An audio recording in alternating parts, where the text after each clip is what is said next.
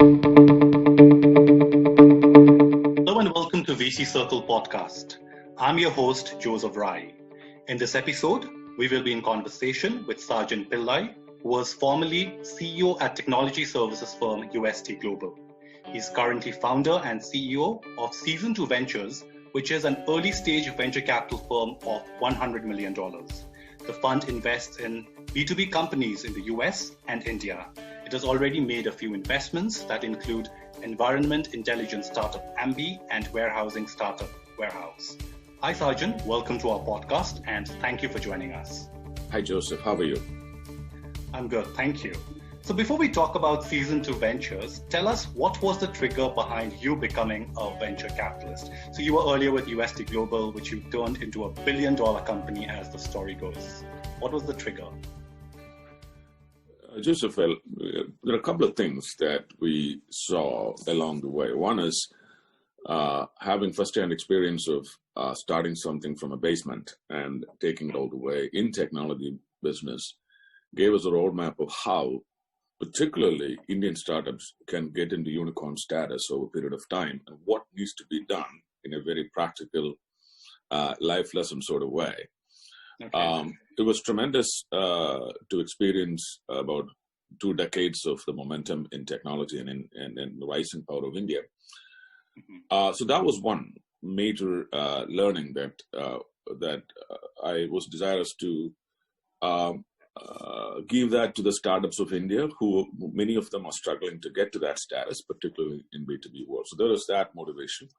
The second motivation really is, along the way, our experience with startups elsewhere in the world, particularly out of Israel, but not limited to it, where we worked for at least 6-7 years, identifying startups, becoming their integration arm, distributing that to customers, and then finding that these companies have grown up in value tremendously.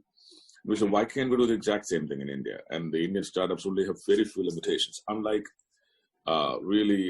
Israel, that really do not have a large B2B experience. India has been running technology and operations of the world's largest companies for almost half a century. And the level of understanding of nuances and details is massive in India. It's just that India has never had a chance to display its potential in solution development because the country has mostly been focused on services. But that's changing, and we figured that this is going to create a renaissance of startups in the next decade, and India will be the source of it.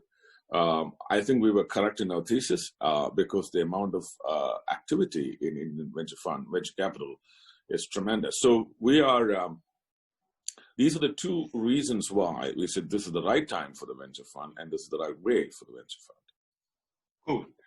So Season 2 Ventures is a $100 million fund. Give us a sense of what the LPs in your fund think about India as an investment destination for venture investments.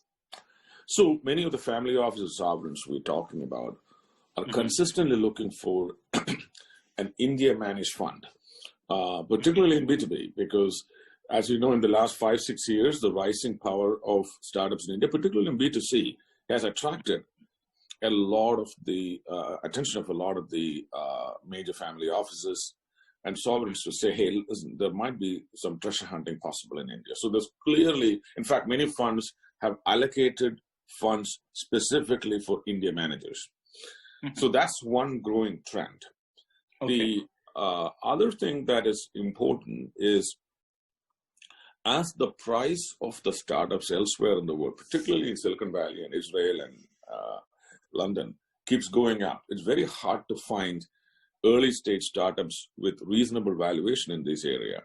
But in India, we can still find startups at reasonable valuation with reasonable expectations, which is a big thing because the family offices do not want to throw money at something and hoping for a unicorn. That's sort of the model of venture funds, and they don't want to change that. So there is a tremendous amount of interest, particularly in India-centric activity. Okay. So, and how many deals have you done in India so far? And what is the investment base going to be like? Also, I wanted to understand whether you are allocating a certain portion of the fund just for India. We are focused on India, maybe 75-25 or 80-20, because we're largely based on Indian startups. Yes, Okay. so in that sense, we have. Mm-hmm. And we're looking at about 5 to 6 deals already. And we're looking at our average ticket size between million and 3 million, in that range. So we're looking at startups with early stage valuation, under 10 million, so that we can have a reasonable stake to begin with, and then we will double down on the success of those firms. So that's really the model.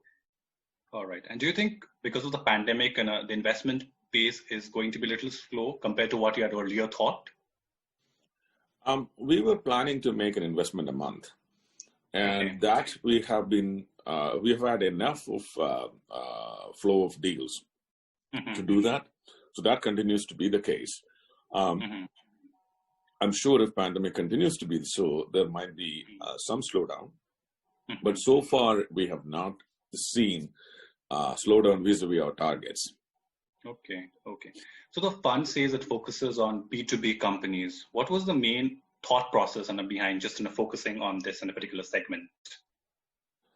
Well, the biggest reason, Joseph, is that India has had a lot of activity in B2C area, particularly in retail and distribution, in delivery, in logistics. There's been a lot of activity in B2C area. Okay. And as you know, there has been some really interesting success, some fantastic unicorns, a lot of the Series C, Series D exits. So the activity has been very high in B2C. And that is obvious because a lot of the population wants B2C services. But on B2B, the activity has been relatively slower, while it has been continuously and steadily going up. But what happened is in the last 3 years, you distinctly see that there has been B2B success in India with Freshdesk and many of the other firms legitimately claiming great status. Most of them are focused, although, on small to medium businesses in the SaaS model. The trend has already arrived. Now is the time to take advantage of that and go further into B2B field. So that's one. The other important thing that we need to note is many of the B2B startups are artificial intelligence based. When I say artificial intelligence, one of the biggest things in AI startups is the amount of data that you have been able to train on. Now, one interesting thing about Indian startups, many of them start with Indian businesses. Although the revenues are not very high, there is tremendous, it's very data-rich environment because of the sheer size of data.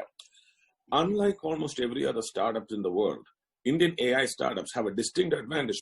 Okay, so within this B2B, huge B2B in a segment, which are some of the sectors that you are specifically looking at now?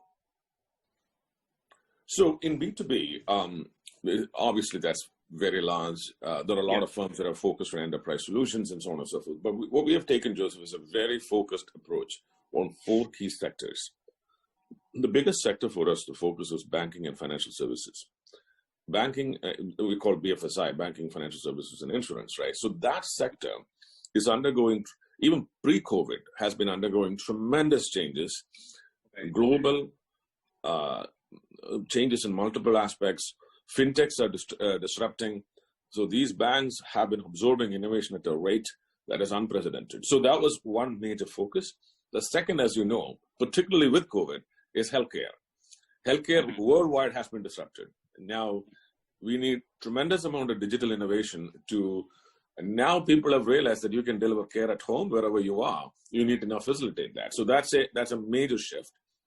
And the third area of focus is retail logistics. Once again, COVID again proved that when everything is shut down, things need to get delivered for human, for society to survive. And that is brought in. Retail has now become an essential service. It's no longer a business; it's an essential service in most countries. So that's a tremendous opportunity.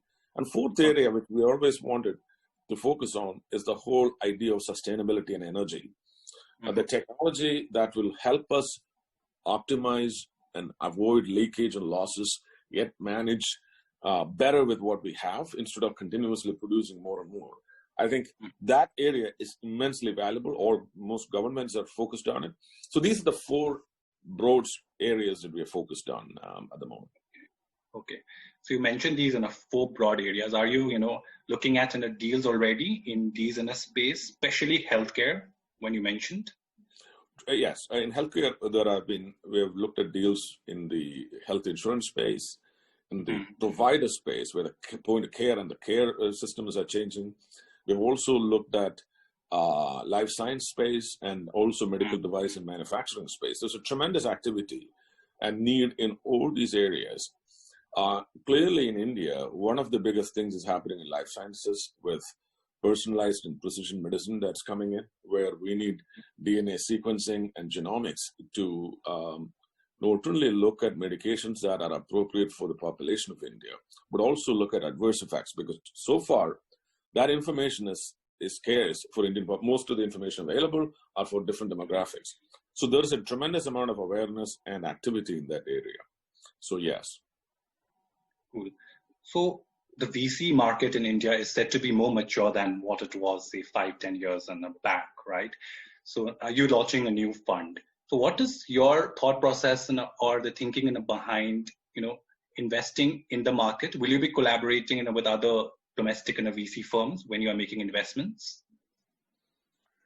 I think the space is very large, and there is space for a lot of VCs. So we're looking at multiple sets of collaboration. A lot of the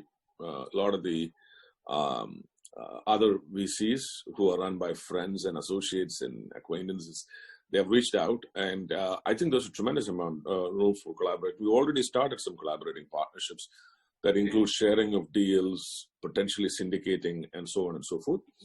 The distinct difference of season 2 is our ability to distribute globally these assets. Our access to Global 1000s, our understanding of those customers, and the ability to take these B2B firms out of India and distribute it is of interest to other venture funds who have made similar investments. So there is that ability to collaborate at a very high scale, and we welcome that type of collaboration, frankly, going forward. Okay. Are you already, collaborating with some VC firms? Will you see collaborating in deals that are getting announced soon? We are. Okay. So earlier you mentioned about, seeing reasonable valuations in India.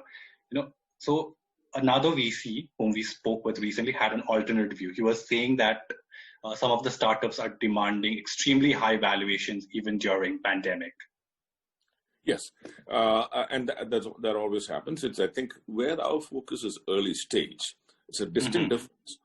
When I say early stage, we're looking at founders. We have the inside capability to evaluate those founders and their ideas and help pivot them towards the right use cases.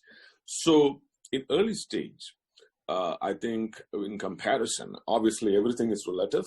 In comparison to what we're seeing, India is competitively priced. Not in all cases, but in many, many cases. So that's really our point. But when it comes to Series A, Series B, Series C, that difference disappears. So this explains our rationale of why we are looking at early stage almost exclusively. So most of the VCs say that they begin to think about an exit from the time they start investing. What is your exit strategy going to be like? Yes. So in B2B, there is essentially the exits are the following vectors. Number one, a lot of B2B firms get acquired by their largest or maybe most active customers, because when they find it, they're prepared to actually shell out to have that for themselves. So that's clearly one exit path, depending on the founders. The second exit path really is the big platform firms in B2B world, all the way from Microsoft to Amazon to Salesforce to ServiceNow. So it's a huge set of about 15 players that acquires about half of all the B2B startups. We have relationships with most of them. So that's a second exit path, unlike a B2C, right? And the third exit path really is larger venture funds that are interested in taking them to the next level. So there is quite a level of activity, and of course the IPO. So the exits are multi-vectored. So there is and you can design it around it. But our view on these companies, depending on what the founders want, is first to help them reach a level. So what we say is our focus is to get them to 10 to 20 million of ARR in the first 2 to 2.5 years. And we want to make sure that they can get that, where the valuations can be now reasonable, whether they decide to exit, whether they decide to grow. Now we are at a point where it's mature. A lot of the firms do not have a revenue strategy. They may have an exit strategy. So we reverse it to say, we're going to have a revenue strategy, and then exit strategy follows. So that's really the shift that we want to bring to the table. Thank you, Sajan. That was really interesting. Thank you for joining us at VC Circle podcast. And thank you all for listening. Take care and goodbye.